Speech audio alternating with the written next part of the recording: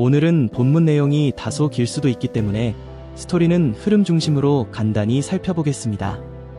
자세한 내용은 성경 본문을 직접 참고하시며 함께 보시길 권합니다. 마태복음 18장을 빠르게 요약하겠습니다. 제자들이 예수님께 나아와 천국에서 누가 큰 자인지 묻습니다. 예수님은 어린아이를 세우시며 자신을 낮추는 사람이 천국에서 큰 자라고 말씀하십니다. 또 어린아이와 같은 작은 자를 영접하는 것이 곧 예수님을 영접하는 것이라 하시며 작은 자를 실족하게 하는 것에 대해 강하게 경고하십니다. 이어 예수님은 죄를 멀리하고 자신을 돌아보며 끊어내야 할 것들에 대해 말씀하십니다. 그리고 잃은 양의 비유를 통해 한 사람도 잃지 않으려는 하나님의 뜻을 보여주십니다. 그 다음으로 형제가 죄를 범했을 때의 권면의 과정을 설명하십니다. 먼저 개인적으로 권고하고 듣지 않으면 두세 사람과 함께, 그래도 듣지 않으면 공동체 안에서 다루라고 말씀하십니다. 또 두세 사람이 예수님의 이름으로 모인 곳에는 함께 하신다고 하십니다. 마지막으로 베드로가 용서에 대해 묻자 예수님은 7번이 아니라 70번씩 7번이라도 용서하라고 하십니다. 그리고 많은 빚을 탕감받은 종이 다른 사람을 용서하지 않는 비유를 통해 받은 은혜를 서로에게 흘려보내야 함을 말씀하십니다. 마태 18장을 살펴보도록 하겠습니다. 오늘 장은 제자들의 질문으로 시작됩니다. 천국에서 누가 가장 큰 자입니까? 제자들은 인간적 기준으로 답을 기대했지만 예수님은 천국에서의 큰 자는 겸손하고 하나님께 의지하는 자임을 보여주십니다. 이어지는 이야기는 어린아이, 작은 자, 잃은 양, 용서와 탕감의 비유를 통해 천국의 질서가 단순한 힘이나 지위가 아니라 하나님 앞에서 낮아진 자와 공동체 안의 보호와 회복에 있음을 알려줍니다. 이 질문을 가지고 본문 속 스토리와 교훈을 함께 따라가 보겠습니다. 예수님께서는 제자들의 질문에 답하시기 위해 한 어린아이를 불러 세우셨습니다. 어린아이는 세상의 권력, 지위, 지혜와 무관하게 존재합니다. 그들은 의존적이며 연약하지만 동시에 순수하게 부모에게 의지하는 존재입니다. 예수님께서는 바로 이 모습을 천국의 기준으로 보여주신 것입니다. 누가 가장 큰 자인가라는 질문은 인간적 관점에서 권력과 영향력을 기준으로 한 것이지만 예수님은 천국에서의 큰 자 기준은 자기 위에 의존하지 않고 온전히 하나님께 의지하며 낮아진 자임을 보여주십니다. 인간적 권력이나 판단과 완전히 다르다는 점을 깨닫게 하시기 위함입니다. 예수님은 이어서 말합니다. 누구든지 이런 어린아이 하나를 내 이름으로 영접하면 곧 나를 영접함이라. 단순히 어린아이를 사랑하거나 보살피라는 말씀이 아닙니다. 하나님께서 세우신 가치와 질서를 인식하고 하늘 기준에서 중요한 존재를 인정하며 대하라는 의미입니다. 예수님께서는 어린아이와 같은 존재를 영접하라는 말씀에 이어 매우 강한 경고를 덧붙이십니다. 누구든지 나를 믿는 이 작은 자 중 하나를 실족하게 하면 차라리 연자맷돌이 그 목에 달려 깊은 바다에 빠뜨려지는 것이 나으니라. 여기서 말하는 작은 자는 단순히 나이가 어린 사람이나 사회적으로 연약한 사람만을 의미하지 않습니다. 나를 믿는 이 작은 자라고 하신 것처럼 이들은 이미 믿음 안에 들어온 자들, 곧 하나님 앞에서 자신을 낮추고 의존하는 상태에 있으며 말씀의 기준 안에 서 있는 존재를 가리킵니다. 따라서 이 말씀의 초점은 단순히 약한 사람을 보호하라는 윤리적 겉면에 있는 것이 아니라 이미 믿음 안에 있는 자를 인간적인 기준으로 판단하거나 가볍게 여기지 말라는 데 있습니다. 사람의 판단과 경험이 앞서게 되면 오히려 그로 인해 말씀 안에 있는 자가 흔들릴 수 있기 때문입니다. 여기서 실족하게 한다는 것은 단순히 감정을 상하게 하거나 불편하게 만드는 차원이 아니라 믿음의 자리에서 넘어지게 하거나 방향을 잃게 만드는 것을 의미합니다. 이미 말씀 안에 들어와 있는 자가 다른 사람의 판단이나 태도로 인해 그 중심에서 흔들리게 되는 것이 바로 실족입니다. 그래서 예수님께서는 이러한 일을 매우 강한 표현으로 경고하십니다. 연자맷돌을 목에 달고 바다에 빠지는 것이 낫다는 말씀은 과장된 표현이 아니라 그만큼 이 문제가 심각하다는 것을 드러내는 선언입니다. 믿음 안에 있는 한 사람을 넘어지게 하는 일은 단순한 관계의 문제가 아니라 하나님 나라의 질서를 거스르는 일이기 때문입니다. 이어서 예수님은 눈이나 손, 발의 비유를 사용하시며 실족하게 하는 요소가 있다면 과감하게 제거해야 한다고 말씀하십니다. 이 표현은 문자적으로 신체를 절단하라는 의미가 아니라 사람을 넘어지게 만드는 근원적인 요소를 제거하라는 강한 요구입니다. 그 요소는 외적인 행위 이전에 사람 안에 자리 잡고 있는 기준과 태도일 수 있습니다. 자신도 모르게 다른 사람을 판단하는 시선, 스스로를 기준으로 삼는 교만, 혹은 말씀보다 앞서는 인간적인 확신이 다른 사람을 실족하게 만드는 통로가 될 수 있습니다. 다시 말하면 천국의 질서는 강한 자가 약한 자를 누르는 구조가 아니라 먼저 말씀을 들은 자가 그 말씀에 대한 책임 속에서 다른 이들을 넘어지지 않게 하는 구조입니다. 말씀을 먼저 들었다는 것은 단순한 정보의 축적이 아니라 기준이 주어졌다는 의미입니다. 그 기준이 있는 자는 다른 사람을 판단하는 위치에 서는 것이 아니라 오히려 자신의 말과 태도, 기준이 누군가를 흔들리게 할 수 있음을 인식해야 하는 자리에 서게 됩니다. 따라서 먼저 들은 자는 이에 서는 사람이 아니라 더 조심해야 하는 자이며 더 무거운 기준 아래 놓인 자입니다. 말씀은 사람을 높이는 근거가 아니라 오히려 다른 사람을 넘어지지 않게 지켜야 하는 책임으로 작용합니다. 이렇게 볼 때 천국의 질서는 지식이나 경험에 많고 적음으로 이계가 세워지는 구조가 아니라 말씀을 들은 자일수록 더 낮아지고 더 신중해지는 방향으로 형성됩니다. 그리고 그 구조 안에서 작은 자는 보호의 대상이기 이전에 말씀을 들은 자가 반드시 고려하고 책임져야 할 존재로 놓이게 됩니다. 이어서 예수님은 잃은 양의 비유를 통해 앞에서 제시된 기준이 실제로 어떻게 작동하는지를 보여주십니다.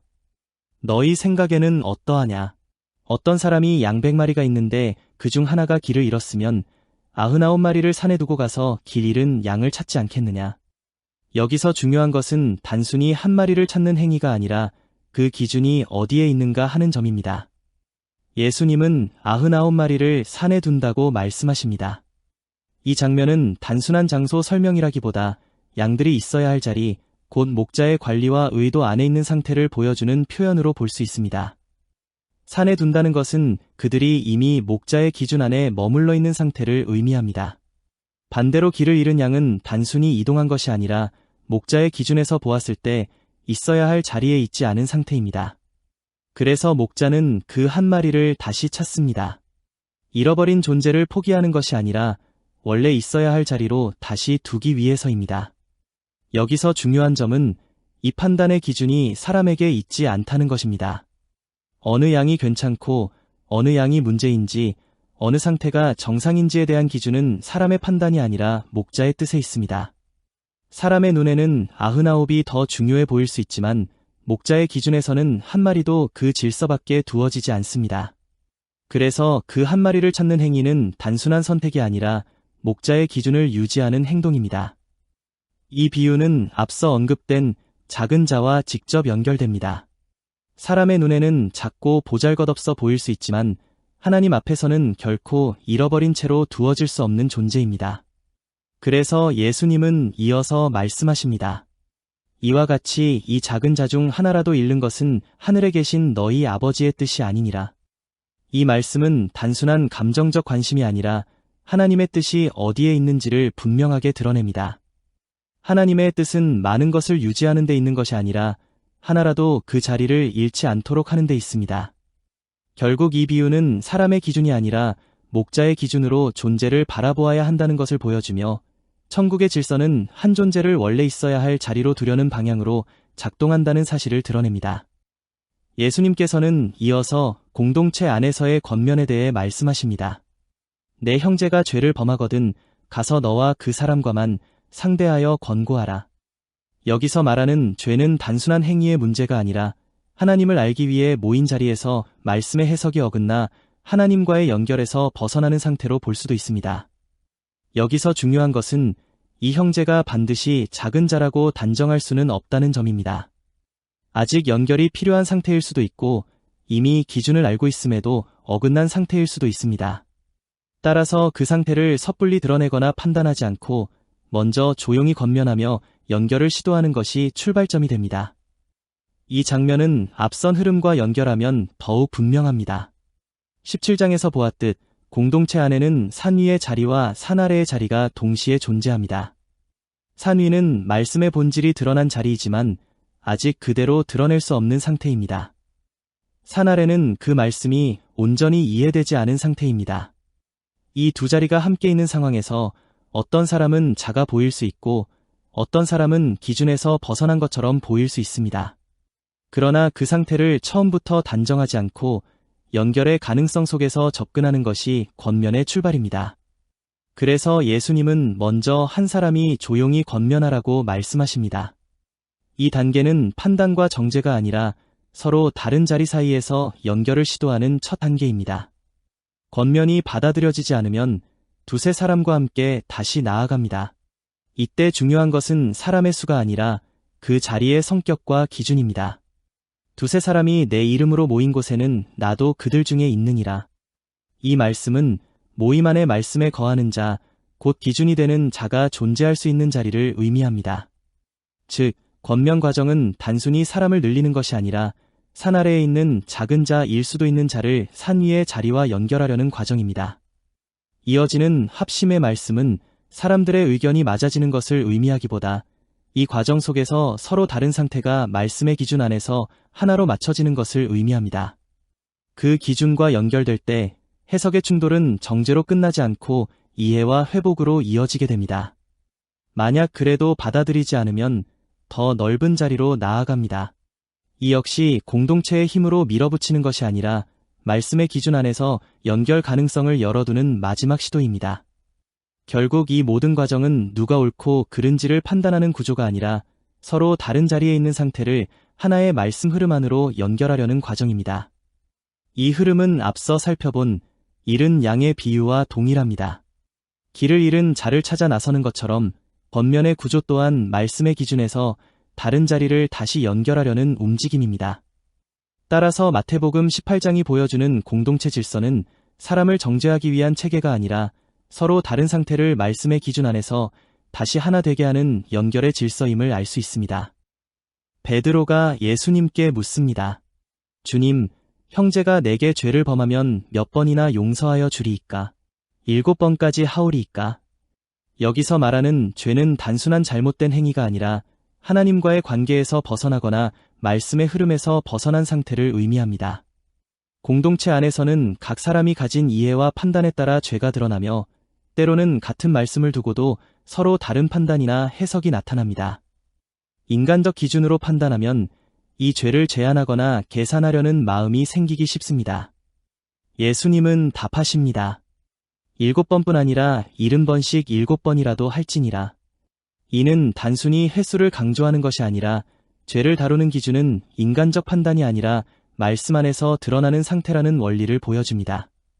공동체 안에서 사람의 이해와 판단이 서로 달라도 하나님께서 세우신 질서와 기준을 따라 끝까지 인내하며 용서하고 회복하려는 태도가 요구됩니다.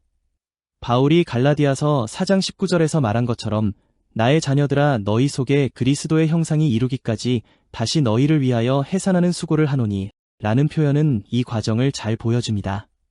즉, 말씀 안에서 죄를 다루는 일은 생명을 드러내고 회복하는 과정이며 공동체 안에서 서로를 보호하고 세우는 해산하는 수고와 같습니다. 따라서 인간이 죄를 다루는 방식은 단순한 정죄나 계산이 아니라 말씀 기준에 따라 아직 완전히 드러나지 않은 영적 생명을 회복으로 이끄는 과정이어야 합니다. 이렇게 할 때 공동체 안에서 서로의 부족함과 연약함을 보호하며 천국의 질서가 실제 관계 속에서도 작동하게 됩니다. 예수님께서는 베드로의 질문에 이어 천국을 한 비유로 설명하십니다. 이러므로 천국은 그 종들과 회개하려 하던 어떤 임금과 같으니 성경의 흐름에서 회개는 책임을 묻는 장면이자 감추어져 있던 상태가 밝혀지는 순간을 의미합니다. 사람이 말씀을 듣게 되면 이전에는 보이지 않던 자신의 상태를 인식하게 되는데 바로 그 지점이 이 비유 속 회개의 자리와 연결됩니다. 그때 한 종에게 1만 달란트의 빚이 드러납니다. 이 금액은 사람이 스스로 갚을 수 없는 규모이며 따라서 이 빚은 단순한 돈이 아니라 하나님 앞에서 드러난 인간의 한계를 상징합니다. 종은 갚을 능력이 없기에 엎드려 간청하고 임금은 그를 불쌍히 여겨 그 빚을 탕감합니다. 여기서 탕감의 의미는 의무가 사라졌다는 단순한 선언이라기보다 자신의 상태를 인정한 사람을 정죄로 처리하지 않고 자비로 관계를 유지하시는 하나님의 판단을 보여주는 장면입니다. 즉 회개를 통해 드러난 상태가 임금의 자비로 정리된 것입니다. 이 사건은 하나님 앞에서 사람이 자신의 부족함을 인식하고 받아들일 때 그 상태가 위에서 정리되는 구조를 보여줍니다. 탕감을 받은 종은 밖으로 나가 동료를 만나게 됩니다. 그 동료는 100데나리온의 빚을 지고 있었는데 앞서 등장한 1만 달란트와 비교하면 매우 작은 금액입니다. 동료 역시 엎드려 간청하지만 이번에는 전혀 다른 결과가 나타납니다. 탕감을 받았던 종은 동료의 멱살을 잡고 빚을 갚으라고 요구하며 결국 그를 옥에 가둡니다. 이 장면의 핵심은 돈의 크기가 아니라 위치의 변화입니다. 이 종은 이미 임금 앞에서 자비를 경험한 사람이지만 그는 그 위치를 잊은 채 아래 관계에서는 다시 계산과 판단의 기준을 적용합니다. 여기서 비유는 공동체 안에서 말씀을 먼저 들은 사람이 빠질 수 있는 위험을 드러냅니다. 하나님 앞에서는 자신의 상태를 인정하고 자비를 구하면서도 다른 사람의 부족함이나 실수에 대해서는 인간적 기준으로 판단하고 정죄하는 태도입니다. 따라서 동료의 빚 사건은 단순히 인색함을 비판하는 이야기가 아니라 말씀을 들은 사람이 공동체 안에서 어떤 태도를 가져야 하는지를 보여주는 장면입니다. 그는 위에서는 탕감을 받았지만 아래에서는 여전히 다른 사람의 빚을 계산하는 자리에 서 있었고 바로 그 지점이 비유가 드러내는 문제입니다. 이 사건을 본 다른 종들이 임금에게 이 사실을 알리자 탕감을 받았던 종은 다시 임금 앞에 서게 됩니다. 임금은 말합니다. 내가 너를 불쌍히 여김과 같이 너도 내 동료를 불쌍히 여김이 마땅하지 아니하냐.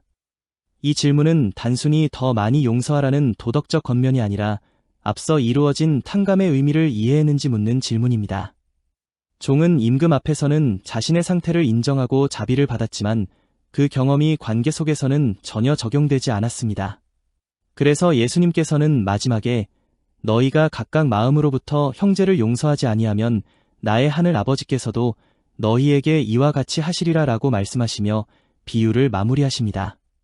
여기서 말하는 마음의 용서는 단순한 감정의 문제가 아니라 하나님 앞에서 자신의 상태가 자비로 정리된 사람이라면 그 인식이 공동체 관계 속에서도 동일하게 나타나야 한다는 원리를 의미합니다. 결국 이 비유는 하나님 앞에서 탕감을 받은 사람이 다른 사람의 빚을 계산하는 자리에 서지 말아야 한다는 점을 보여주며 처음에 제시된 어린아이의 낮아진 기준과 작은 자를 보호하라는 말씀과 연결됩니다. 따라서 마태복음 18장의 이 비유는 단순한 용서의 교훈을 넘어 공동체 안에서 서로를 판단하기보다 자비의 기준으로 대해야 한다는 천국의 질서를 드러내는 결론으로 이어집니다. 결국 예수님께서 말씀하신 용서의 원리는 단순히 잘못을 눈감아주라는 도덕적 권고가 아닙니다. 말씀을 들은 공동체 안에서 서로의 부족함과 이해의 차이를 어떻게 대해야 하는지를 보여주는 천국의 기준입니다. 사람은 같은 말씀을 듣고도 이해의 깊이가 다를 수 있고 때로는 서로 다른 해석과 판단이 나타날 수 있습니다. 그러나 천국의 질서는 이러한 차이를 근거로 쉽게 정죄하거나 배제하는 데 있지 않습니다. 오히려 하나님 앞에서 자신의 부족함을 인식한 사람이라면 공동체 안에서 나타나는 다양한 이해의 과정 속에서도 서로를 보호하고 인내하며 받아들이는 태도를 가져야 합니다. 결국 예수님께서 말씀하신 용서의 원리는 말씀 안에서 함께 성장해가는 공동체를 지키기 위한 하늘의 기준이며 서로의 연약함과 이해의 차이 속에서도 관계를 보존하고 보호하려는 천국의 질서를 보여주는 말씀입니다. 이러한 관점에서 보면 장 초반에 등장하는 작은 자를 실족하게 하지 말라는 경고의 의미도 분명해집니다. 만약 사람이 자신의 기준으로 다른 사람을 쉽게 판단하고 정죄하게 된다면 하나님 기준에서 낮아진 상태로 서 있는 사람들, 아직 성장의 과정에 있는 이들이 실족하게 될 수 있기 때문입니다. 그래서 예수님은 먼저 작은 자를 보호하라는 기준을 세우신 후 이어서 용서와 탕감의 비유를 통해 공동체 안에서 서로를 정죄하기보다는 보호하고 세우는 태도를 강조하십니다. 결국 이 모든 흐름은 말씀을 들은 사람들이 서로의 차이와 연약함 속에서도 관계를 지키며 함께 성장하도록 하기 위한 천국의 질서를 설명하는 데 목적이 있습니다. 마태복음 18장은 천국의 기준 아래에서 공동체가 어떻게 유지되고 보호되어야 하는지를 보여주는 장입니다. 예수님은 먼저 어린아이와 같은 낮아진 상태를 천국의 기준으로 제시하시고 이어서 작은 자를 실족하게 하지 말라는 강한 경고를 주십니다. 그리고 잃은 양의 비유를 통해 하나님께서 한 사람도 잃어버리기를 원하지 않으신다는 사실을 보여주시며 공동체 안에서 문제가 발생했을 때 관계를 회복하기 위한 권면의 질서를 설명하십니다.